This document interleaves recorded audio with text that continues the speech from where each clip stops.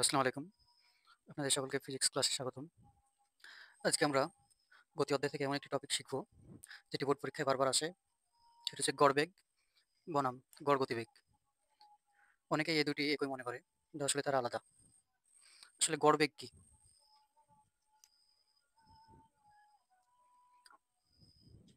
আসলে গড়বেগ কি?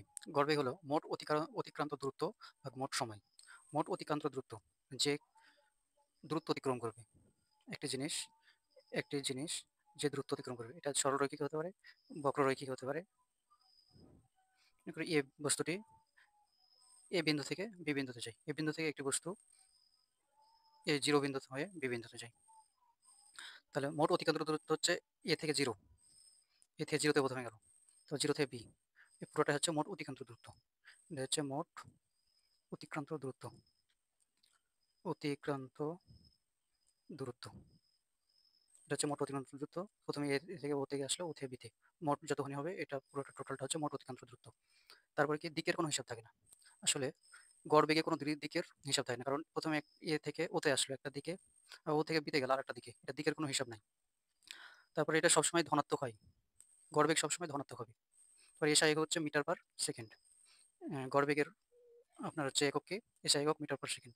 এখানে হচ্ছে দূরত্ব, দূরত্ব একক হচ্ছে মিটার, আর মোট সময়ের একক হচ্ছে সেকেন্ড, তাই মিটার পার সেকেন্ড। গড় গতিবেগ কি?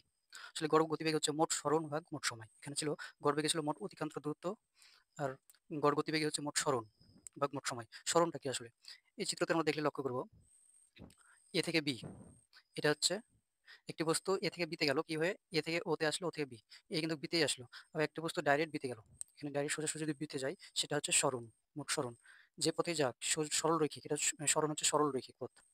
সরণ হচ্ছে কি? সরল রৈখিক পথ। এটি হচ্ছে দিক বিবেচনা করা হয়, সরণের সবসময় দিক থাকে, দিক বিবেচনা করা হয় সরণের। এবং এটি ধনাত্মক বা ঋণাত্মক দুটাই হতে পারে। এসআই একক হচ্ছে আপনার গড়বেগের একই, গড়বেগের মতনই এটার এসআই এককও মিটার পার সেকেন্ড। একটি উদাহরণ দেখলে আমরা আরো স্পষ্ট ধারণা অর্জন করতে পারবো গড়বেগ বনাম গড় গতিবেগ সম্পর্কে। উদাহরণটা হচ্ছে, ধরা যাক একজন ছাত্র স্কুল যেতে প্রথমে ৩ কিলোমিটার পূর্ব দিকে গেল। প্রথমে ৩ কিলোমিটার কোন দিকে গেল? পূর্ব দিকে। তারপরে ৪ কিলোমিটার উত্তর দিকে গেল। মোট সময় লাগলো কয় ঘন্টা? ১ ঘন্টা। গড়বেগ এবং গড় গতিবেগ বের করো।